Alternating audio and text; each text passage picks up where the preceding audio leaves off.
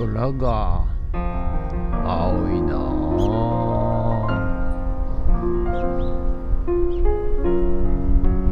はい、おはようございます。今日はですね、6月7日日曜日でございます。早朝でございます。何花ちゃんうるさいよ。今日はですね、朝から町内会の掃除がまた、今日ございまして、はい、リサイクルショップはちょっと遅れて遅刻していこうと思っております。ということで、朝ですけれども、はい、という事情がありますんでね、今日はふっつらおからお送りします。よろしくお願いします。にゃおはにゃおの言わないのにゃおね。ゲッツ。はい、おはようございます。ということでね、無事草刈りが終わりまして、はい、ふっつらぼじゃねえや、リサイクルショップの方に戻ってまいりました。はい、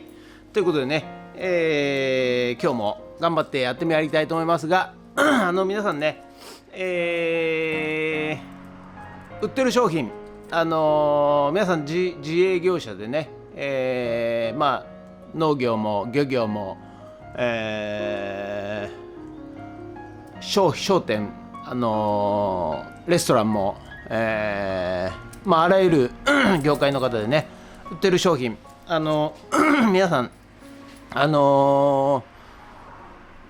年30年ぐらい前は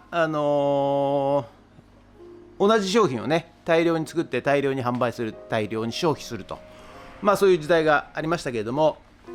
今やっぱり時代が変わってまして、同じ商品をみんなが買いあさると、そういう時代がだんだんなくなってきてましてですね、多様化、ダイバーシティ化なんて言われますが、お客さんも様々ということで、20年前30年前から、売ってる商品が変わってないと、いう方はね、ご承知の通り、あまり、売り上げがね上がらないと思います。はい、じゃあどうしたらいいのかっていうとやはりですね、例えばなんですけども、一生懸命農家さんね、美味しいトマトを作っていらっしゃる農家さんいらっしゃいますけども、美味しくて甘くてね、いいんではございますが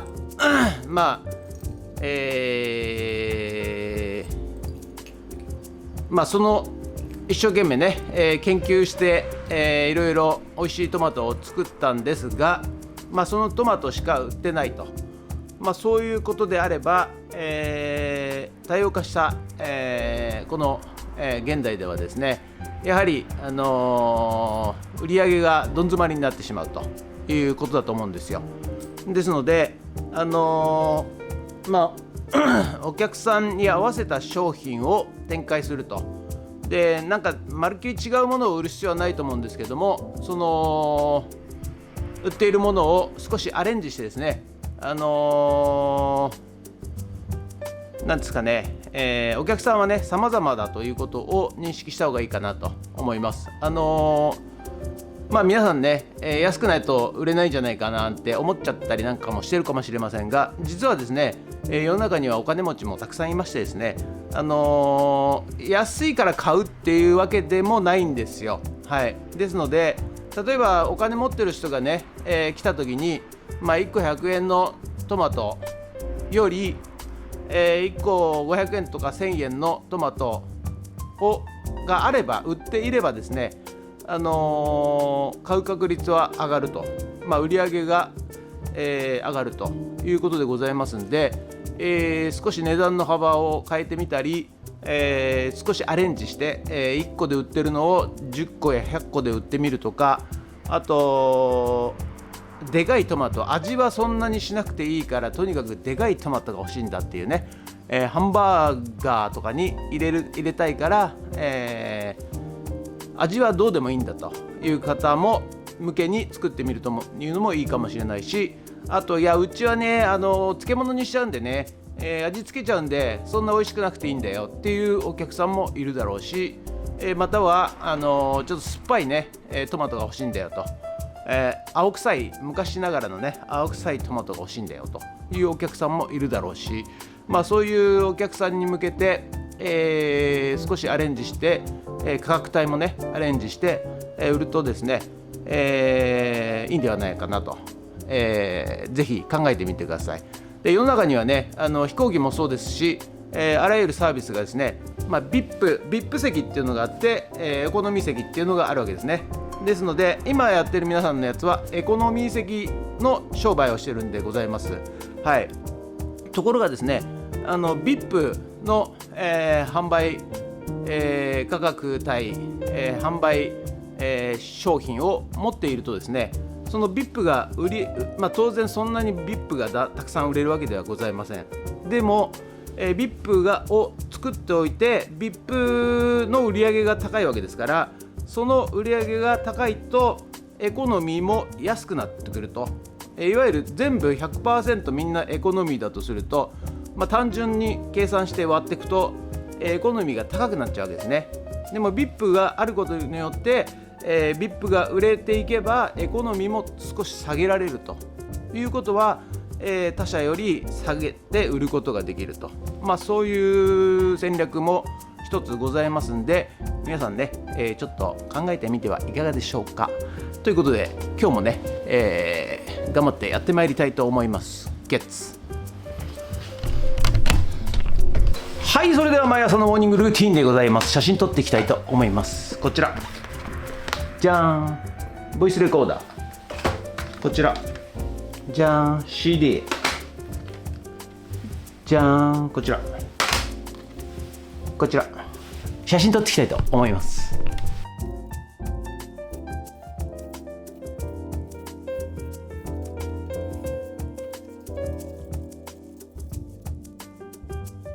はい、それではさっき撮った写真をメルカリにアップしていきたいと思います。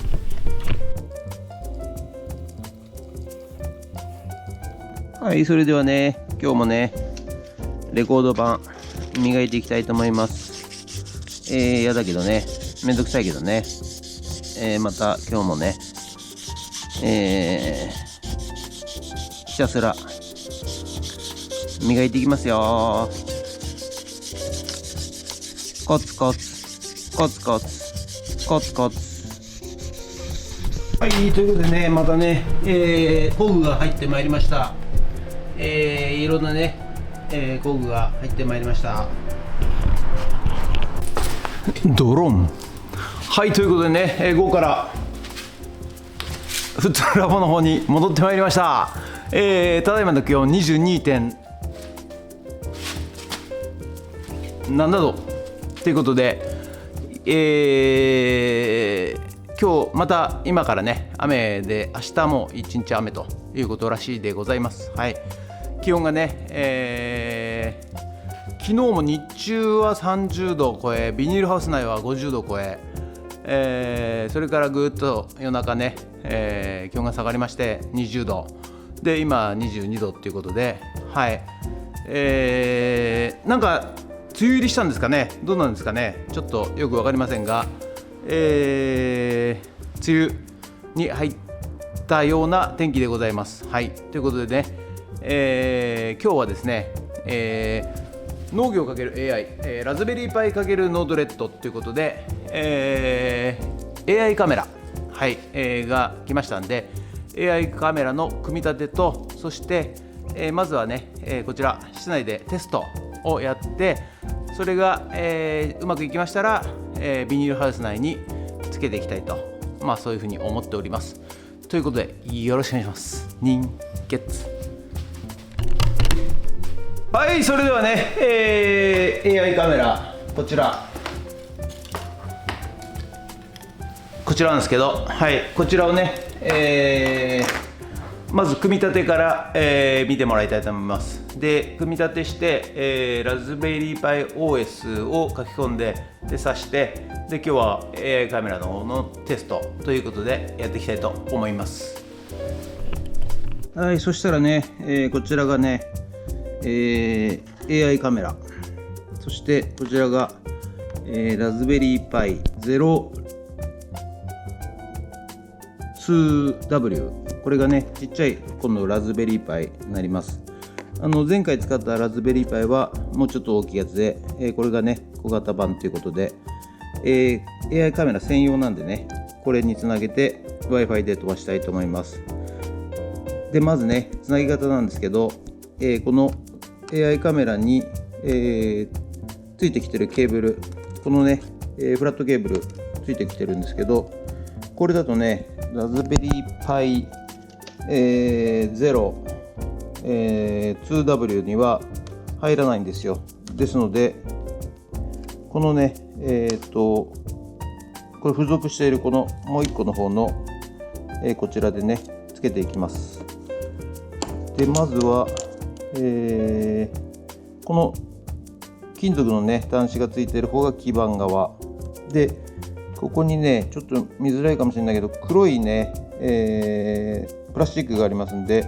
これを上に引き上げます。そしてこれを入れて、そして黒いプラスチックを下げます。カチッカチッというまでね。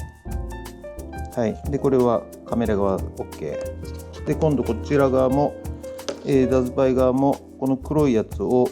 うやって上げましてね、ちょっと見づらいかもしれないけどね、で上げてまた、これ端子がついている方ねが基板側に差し込んで、そして黒いプラスチックを戻しますと。こ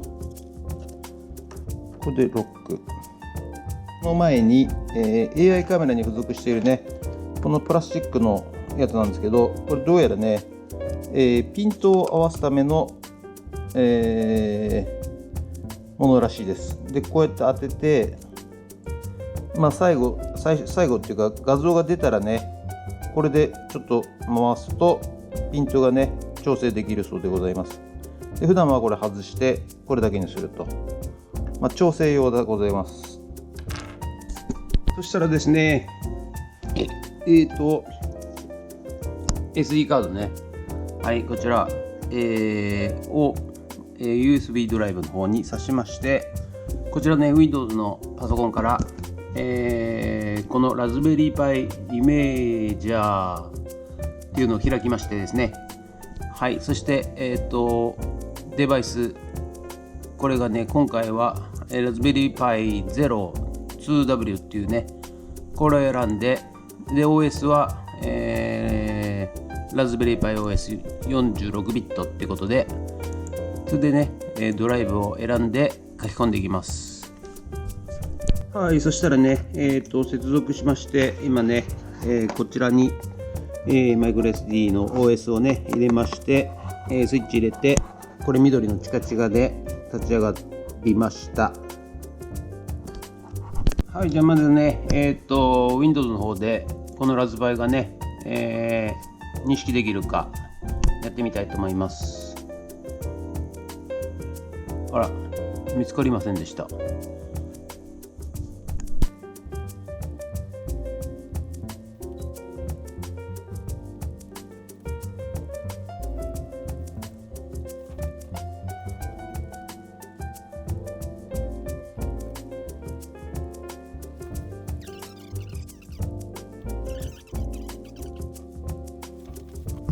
はい、ということでね、今このラズパイね、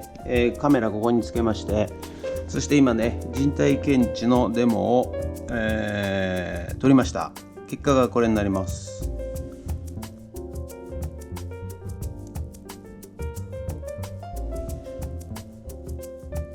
はい、人体検知してから、約10秒このようにね、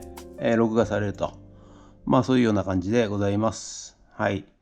ということで AI カメラ成功ということです。はい、ということで本日は以上となります。ご視聴ありがとうございました。ということでね、ラズベリーパイを使いまして AI カメラを、デモでね接続してみました。はい、でああやってねAI カメラと普通のカメラが何が違うかと言いますとですね、カメラ側にですね、AI とは書いてありますけども、プログラムが入っているということでございます。でいわゆる人体を検知するとか動きを検知すると、録画が始まると、そういうようなのがラズベリーパイ側ではなくてカメラ側で制御してくれると、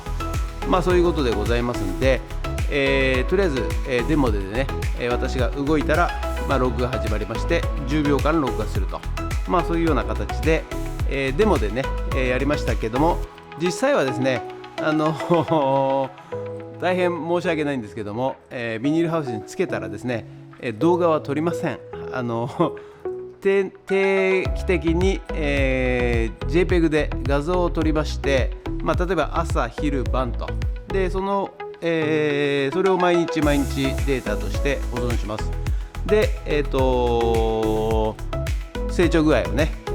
確認したり、病気具合を確認したりで、今回はカメラ1台なんで全体で撮ります。全体で撮るので、個別のね苗を撮るわけではございませんので、全体の生育状況を、保存していくと、そういう状況になります。で、時期と、時間、日にち、時間、そして温度、照度、水のやり方次第という、この要素と、あとその AI カメラで撮った画像を、今後その AI の方でね解析するためのビッグデータとして保存していくと、そういう状況でございます。ですと、例えば去年の夏は、成長具合がこんな感じだったよね、温度がこうだったからねと、そういうようなね、AI 解析ができると、そういうような感じでございます。ということで、本日は以上となります。ご視聴ありがとうございました。もしよろしかったらチャンネル登録、高評価ボタンお願いします。ということで、次回明日はですね、もう実際ビニールハウスの方に取り付けちゃいますんで、それで、AI カメラ設置完了となります。ありがとうございました。ゲッツ。人類の未来は巨大都市ではなく、小さなつながり合うコミュニティにあるとしたら。